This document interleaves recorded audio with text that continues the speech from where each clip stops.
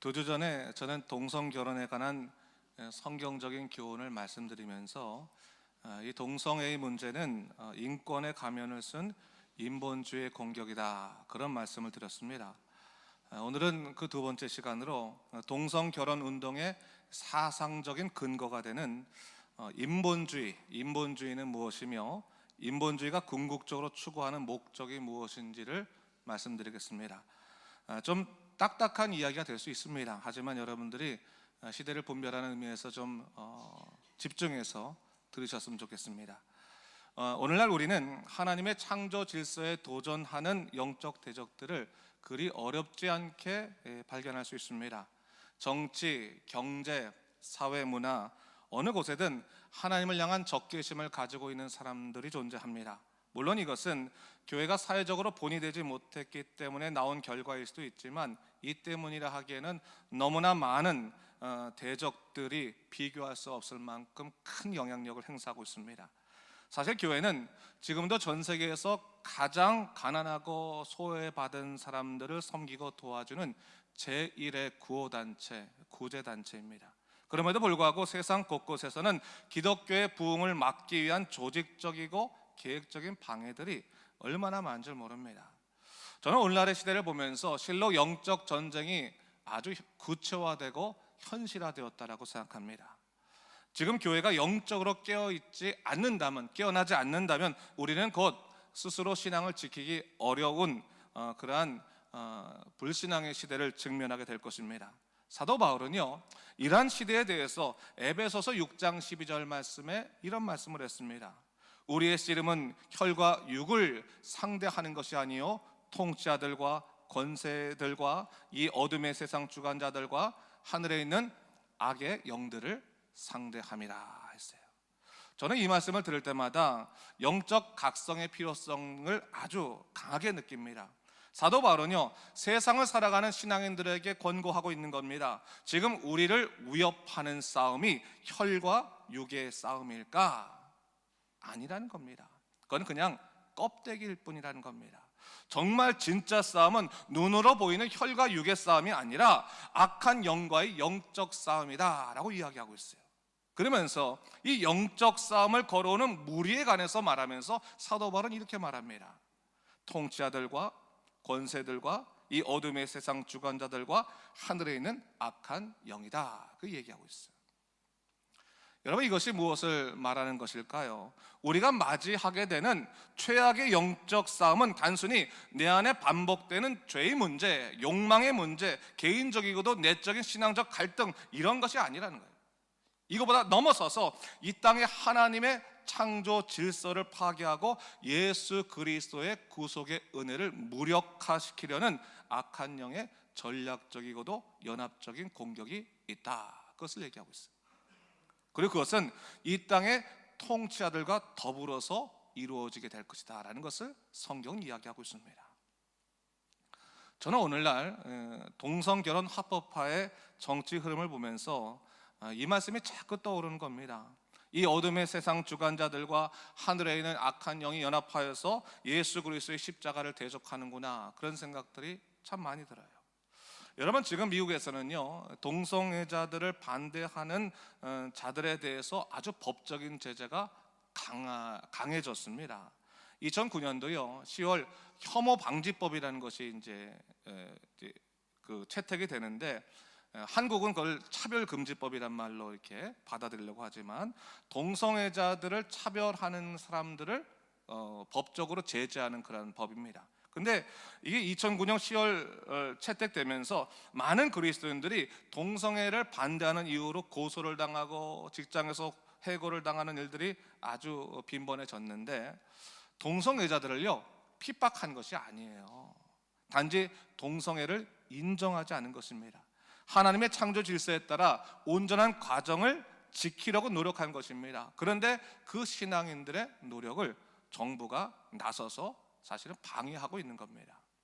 참 이해하기 어려운 부분이 아닐 수 없습니다. 왜냐하면 적어도 미국은 기독교 신앙으로 세워졌을 뿐만 아니라 지금도 전 세계에서 가장 많은 선교사를 보내는 선교 제1의 국가거든요. 근데 그런 나라 가운데에서 교회를 향한 공공연한 핍박이 일어난다는 것 자체가 사실은 이해할 수 없는 일입니다. 물론 지금 호주에서도요, 이 동성결혼 합법화의 문제가 마치 정부가 꼭 풀어야 될 지상 과제처럼 여기고 몰두하고 있는데, 사실 이후에 있을 결과들은 너무나 확연합니다. 근데 여러분, 정말로요, 정부가 동성애 자체가 좋아서 이런 법안에 몰두할까요? 그렇지 않아요, 여러분. 동성애가 실질적으로 사회에 주는 좋지 않은 풍토들을 다 압니다. 다 알고 있어요. 그럼에도 불구하고 그들이 그것을 거부할 수 없는 이유는 지금 전 세계 정치에 있어서 가장 강한 이념적인 영향력이 바로 인본주의에 근거를 두고 있기 때문에 그렇습니다. 소위 정치를 한다는 사람들이 인본주의 흐름을 거부하면 사람들에게 버림받을 수밖에 없는 세상이 지금 도래한 것입니다. 여러분, 인본주의는 단순히 인간을 중시 여긴다는 아름다운 사상만을 의미하는 것이 아닙니다. 이보다는 훨씬 더 역사가 깊고 체계화되어 있는 이데올로기입니다. 사실 인본주의는 르네상스 시대 때 그 당시 유럽 전체를 사상적으로 지배하던 신본주의를 반대하며 태생한 그런 사상입니다. 인본주의는요, 당시 이 카톨릭 교회가 전 유럽 가운데 하나님 말씀이라는 것을 중심으로 다스리는 것에 반발을 해서 이제 그것이 아니라 하나님 말씀이 아니라 인간의 이성을 중심으로 세상을 이끌어야 된다라고 주장하면서 태동하게 됩니다. 그리고 이후에 이 과학주의와 연합되어서 계몽주의라는 큰 철학적인 흐름으로 발전되게 되는데, 이후에는 점점 더 발전해서 나중에는 무신론도 들어오고 또 유물론도 들어오고, 그러면서 전통적인 기독교 사상과는 아주 길을 달리하는 그런 인간 중심의 사상이 되었습니다. 저는 여러분에게 오늘 인본주의에 대한 말씀을 드리면서 우리가 영적으로 좀 깨어 있어야 될 필요가 있다고 생각해요. 여러분, 인본주의가 얼마나 치밀하게 발전되어 왔는지 모릅니다. 특별히 하나님의 창조 질서에 대해서는 강한 반발심을 가지고 도전해 왔습니다. 그 가장 대표적인 것이 바로 진화론입니다. 여러분, 진화론은요, 아직까지 과학적으로 정설로 인정되지 않은 가설입니다. 그럼에도 불구하고 이 진화론은 이미 교과서에 게시가 되어 있어서 아이들에게 오랫동안 가르쳐져 왔습니다. 반면에 하나님께서 이 땅을 창조하셨다는 창조신앙은 과학적이지 않다는 이유로 공적으로 가르치지 못하도록 그렇게 규범화 시켜놨습니다. 여러분, 진화론에 의하면요, 인간은 아주 우연하게 형성된 존재일 뿐입니다. 근데 여러분, 정말입니까? 우리의 인생을 돌아볼 때 우리가 정말로 아무런 계획 없이 우연하게 형성된 존재처럼 보입니까?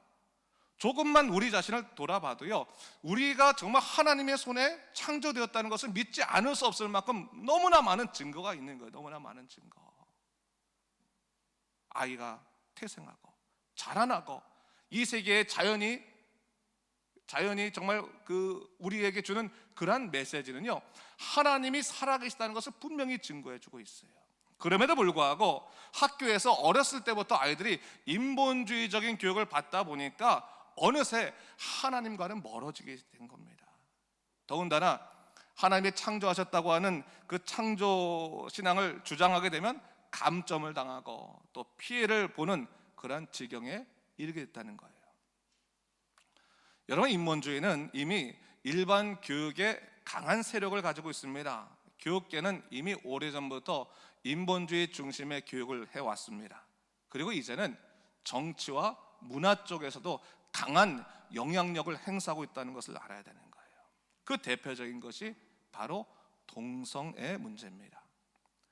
이런 미국에요, DSM이라고 하는 의학서적이 있습니다. 이게 뭐냐면 소위 정신과 의사들이 모여서 임상과 실험을 해서 어떤 것이 정신병인가를 분류해 놓는 일종의 그 정신과 기준 지침서, 진단 지침서예요. 그래서 그걸 보고 이 사람이 어떤 모습이 있으면 이 사람은 지금 정신병이 있다, 없다, 이것을 구별해내는 겁니다.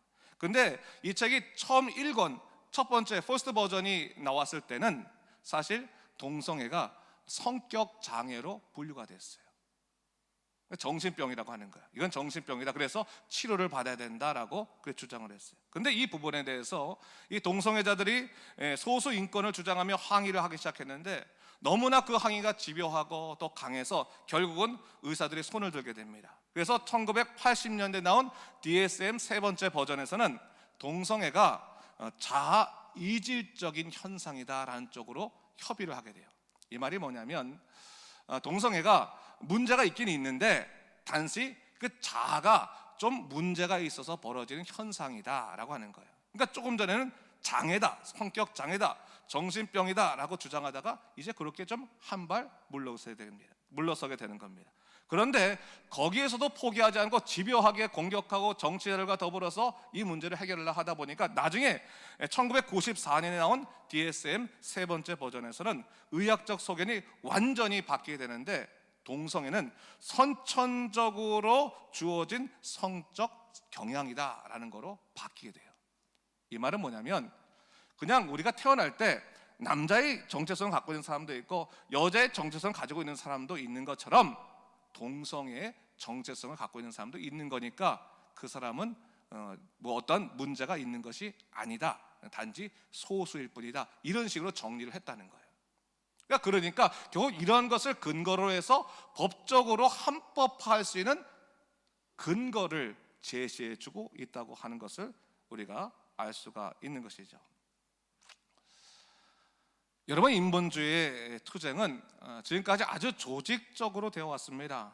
하나님을 대적하고자 하는 사람들이 아주 연합해서 자금을 대고 헌신하면서 하나님 없이도 얼마든지 행복하게 살 수 있다고 하는 인간 중심의 세상을 만들기 위해서 애를 써왔습니다. 그런데 문제는 뭐냐면 교회는 그러한 인본주의 공격에도 불구하고 그들과 싸울 수 있는 준비가 전혀 안 돼 있다는 거예요. 아예 그것이 뭔지도 모르는 것이 태반이에요. 오늘날의 교회가 어떻습니까? 개인적인 행복과 또 복, 그것만 얘기하고 있지 과연 우리가 하나님의 사람으로 어떻게 사명 있게 살 것인가의 문제는 우리가 생각지도 않을 때가 참 많이 있어요. 오늘날 우리가 교회가 동성애 문제를 반대하는 데 있어서 단지 게이는 안 된다, 레즈비언은 안 된다, 그 삶이 너무너무 불결하다, 더럽다, 이런 식으로 반대 논리를 폈다가는요 100% 집니다. 100% 우리는 패배할 수밖에 없어요. 이렇게 하면요 기독교야말로 가장 오만하고 배타적인 종교로 남을 수 있어요. 저는 이제부터 교회가 인본주의와 싸움을 제대로 하기 위해서는요 힘을 키워야 된다고 생각해요. 성령의 전신갑주를 입어야 됩니다. 그러기 위해서는요 잘 알아야 되는 것입니다. 잘 알아야 돼요. 손자병법에 보면 이런 말 있잖아요. 지피지기 백전불태라, 이런 말이 있어요. 뭡니까? 적을 알고 나를 하면 100번을 싸워도 위태롭지 않는다라는 뜻이에요. 여러분, 인본주의 사람들은요 기독교를 얼마나 많이 연구하는지 모릅니다. 여러분 성경 공부 열심히 하세요. 인본주의 사람들은요 성경 공부 엄청 열심히 합니다. 여러분 교회 엄청나게 열심히 연구합니다. 여러분 그걸 아셔야 돼요. 여러분 그러면 반대로 여러분 인본주의가 뭔지 아세요? 잘 모르시잖아요. 거기다 교회는 잘 압니까? 하나님 말씀은 잘 아십니까? 내가 어떤 영적 상태에 있는지 잘 압니까? 모를 때가 많잖아요. 인본주의가 왜 일어났겠습니까? 교회가 교회 역할을 감당하지 못해서 반대급부로 일어난 거거든요. 그러므로 인본주의와 제대로 싸우기 위해서는 교회가 바로 서야 되는 것입니다. 여러분 중세 교회는요 제도화된 교회였어요. 어떠한 시대보다도 교회의 정치적인 권세가 아주 컸습니다. 그런데 문제는 뭐예요? 그들에게는 복음의 능력이 없었어요. 그래서 교회가 커도 그렇게 쉽게 무너질 수밖에 없었던 것입니다. 오늘날도 마찬가지입니다. 여러분 아무리 교회가 크더라도 복음의 능력이 있어야지 힘이 있는 것이지 재정이 있고 건물이 있다고 해서 교회가 바로 서는 게 아닙니다. 한번 보세요. 여러분 인본주의가 결국은 마지막 때 적그리스도의 모습으로 교회를 대항할 수밖에 없습니다. 인본주의가 향하는 모든 일이 지금 뭡니까? 교회가 하나님의 말씀을 드러내고 하나님의 역사를 드러내는 데 있어서 법제적으로 다 막고 있는 겁니다. 동성애 결혼의 법안이 통과되면 앞으로 그리스도인들이 직장에서나 학교에서 이런 동성애가 잘못되었다라고 말할 수 없을 거예요. 그리고 궁극적으로 나중에는 교회에서도 바로 이 부분에 대해서 말을 하기 어렵게 될 것입니다. 오늘날 교회가요, 그저 멍청이처럼 그냥 있는 것은 여러분, 우리 스스로가 어떻게 보면 영적으로 자각하지 않기 때문일 수 있어요. 하나님이 찾으시는 교회는 어떤 교회일까요? 중세교회처럼 천하를 호령하던 제도화된 교회를 하나님이 찾으실까요? 전 그렇지 않다고 봐요. 하나님이 찾으시는 교회는 마가의 다락방에서 눈물을 흘리며 기도하다 성령을 받은 사도행전적인 교회를 찾으시는 것입니다. 십자가의 도를 붙잡고 믿음으로 세상을 이기고자 하는 제자들이 넘치는 그런 교회를 찾으신다는 것을 우리가 알아야 돼요. 오늘 본문 18절에 성경 우리에게 이렇게 말합니다. 십자가의 도가 멸망하는 자들에게는 미련한 것이요 구원을 받는 우리에게는 하나님의 능력이다 라고 말했어요. 교회가 세상을 따라가는 것이 아니라 세상을 변화시키는 존재가 되어야 되는 거예요. 근데 세상을 어떻게 변화시켰습니까? 십자가의 도가 아니면, 하나님의 능력이 아니면 세상을 변화시킬 수가 없는 것입니다. 근데 오늘날 교회가 십자가의 도에 집중하지 않고 있다는 겁니다. 세상적인 방법으로 교회를 세워가고자 한다는 것입니다. 교회 안에 마케팅의 원리나 엔터테인먼트 같은 그런 인본적인 요소를 가지고 교회를 다스리려고 한다는 겁니다. 이 인본적인 요소들이 복음의 자리를 끼어찼습니다. 하나님 말씀을 알지도 못하면서 교회를 운영하려고 하는 그런 망상에 우리가 젖어져 있습니다. 여러분, 십자가의 도가 없는 교회는 죽은 교회예요. 분명히 알아야 돼요. 구원의 확신이 없는, 생명의 말씀이 없는 교인들은 하나님의 능력을 경험할 수 없습니다. 분명히 알아야 돼요. 우리 자신의 영적 실체를 우리가 알 수 있어야 되는 거예요. 아가서 2장 15절 말씀에 우리를 위하여 여우 곧 포도원을 허는 작은 여우를 잡으라. 우리의 포도원에 꽃이 피었습니다 했어요.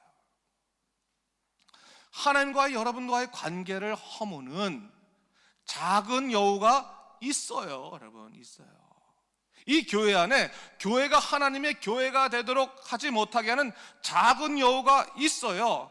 그 작은 여우를 찾아내야 되는 거예요. 찾아내지 않으면 여러분, 우리 무너지고 맙니다. 여러분, 저도 정신 똑바로 차릴게요. 저도 목회할 때 정신 똑바로 차릴 테니까 여러분도 정신 똑바로 차리고 신앙생활 하세요. 여러분, 교회 안에요, 얼마나 잘못된 신학이 많이 들어와 있는지 모릅니다. 여러분, 이단 무섭죠? 신천지, 여러분 우리가 얼마나 경계합니까? 신천지보다 무서운 것이 인본주의 신학입니다. 여러분 혹시 그 퀴어 신학이라고 들어보세요? 퀴어 신학? 처음 들어봤죠? 퀴어 신학이 뭐냐면 동성애자들도 하나님의 사랑받는 백성이다라고 하는 그것을 근거로 해서 알리는 신학이 바로 퀴어 신학이에요. 퀴어 신학도 오늘날 힘을 발휘하기 시작했어요. 여러분, 교회가 예수 그리스도가 아니라 인간 해방을 꿈꾸는 그런 신학이 마치 이상적인 신학인 것처럼 생각하기 시작하면 교회는 사실은 힘을 잃고 마는 거예요. 인본주의 신학 처음에는요, 가난하고 소외받은 사람들을 위해서 해방 신학으로 시작됐지만 나중에는 지금 결국은 동성애자들을 위한 그런 이야기까지 하고 있고, 여러분 얼마나 많은 경우 우리가 정말 이 영적으로 공격받는지를 우리가 정확하게 아셔야 돼요. 교회가 세상을 따라잡기 하기 시작하면 망하는 겁니다. 그래서 오늘 성경이 이렇게 말합니다. 19절 20절 말씀 제가 읽어보겠습니다.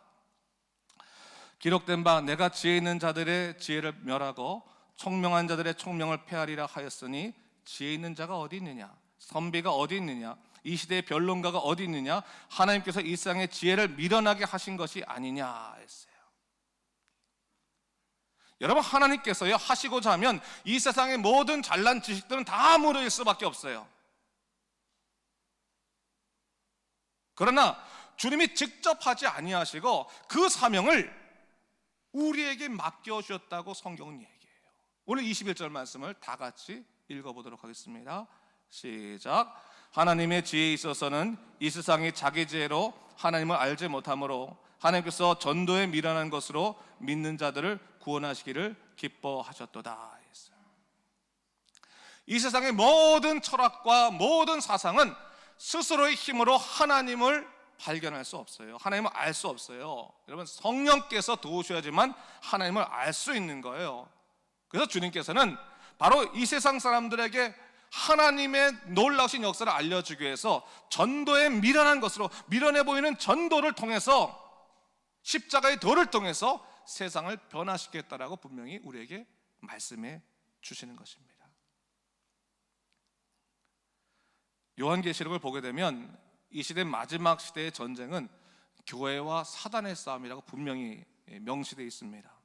나라와 나라 싸움이 아니라 교회와 사단과의 싸움이라고 이야기하고 있어요. 그리고 중요한 것은 뭡니까? 교회가 그 모든 환난과 어려움에도 불구하고 끝까지 예수 그리스도의 도를 붙잡고 싸우면 이 전쟁에서부터 승리하여 그리스도의 영원한 신부가 된다라고 분명히 약속해 주고 있어요. 그렇다면 여러분, 우리의 싸움은 승리할 수 있는 싸움을 믿으시기 바랍니다. 그렇다면 예수 그리스도의 도를 붙잡으셔야 돼요. 어떻게 본다면 교회와 인본주의 싸움은 이미 다윗과 골리앗과 같은 싸움처럼 겉보기에는 너무나 힘이 딸리는 그런 싸움처럼 보여요. 너무 인본주의가 벌써 얼마나 이게 영향력이 큰지 모릅니다. 그런데 여러분, 우리가 영적으로 좀 눈을 뜨면 하나님의 능력이 어디에 있는가를 우리가 분명히 볼 수 있어요. 다윗이요, 골리앗에게 싸움으로 갈 때 뭐라고 말합니까? 사무엘상 17장 45절 말씀 우리 같이 한번 읽어볼까요? 시작. 다윗이 블레 사람에게 이르되 너는 칼과 창과 단창으로 내게 오거니와 나는 만군의 여호와의 이름 곧 내가 모욕하는 이스라엘 군대의 하나님의 이름으로 내게 가노라 했어.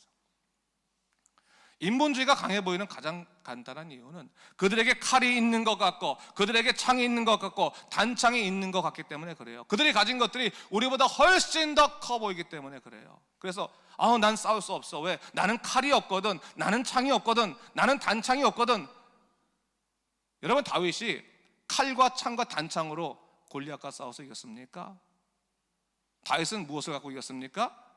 만군의 여호와의 이름을 가지고 승리한 거예요. 만군의 여호와의 이름. 그리고 하나님께서 미리 주어주신, 그 손에 주어주신 물맷돌 5개를 가지고 그 큰 골리앗의 싸움에서부터 승리를 할 수 있었던 것입니다.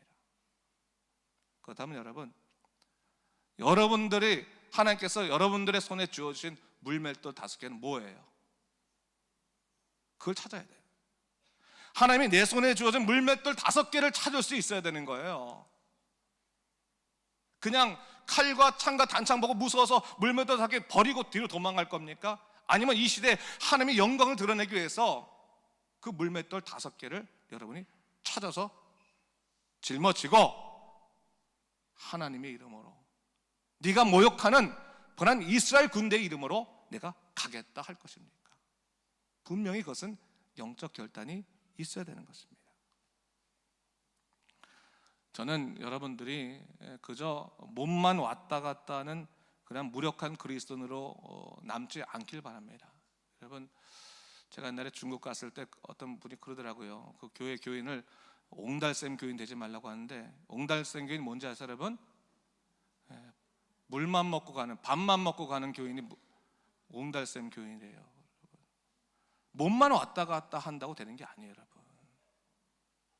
하나님의 말씀으로 무장해야 되는 거예요. 세상에 나가서도 하나님의 놀라운 역사를 드러낼 수 있어야 되는 거예요.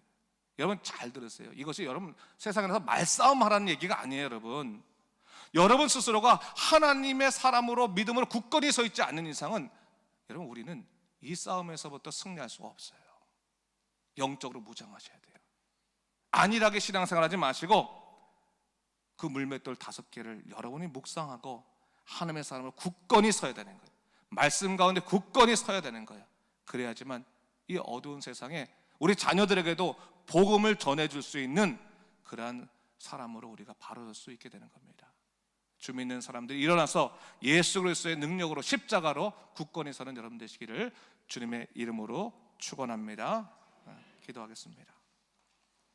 기도하실 때 잠깐 우리 삶을 돌아보면서 내게 주신 물맷돌 5개를 한번 생각해 보셨으면 좋겠습니다.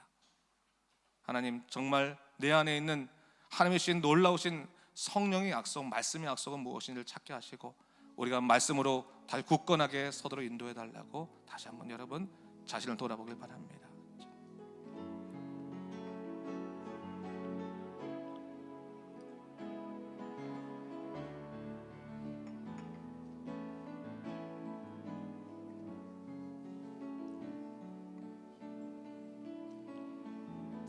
주 하나님 아버지, 참으로 감사합니다. 하나님, 오늘날의 시대에 우리가 예수 그리스도의 사람으로 굳건히 서야 되는데, 하나님의 의를 드러내야 되는데 우리는 너무나 연약한 모습들을 가지고 살아갈 때가 많이 있었습니다.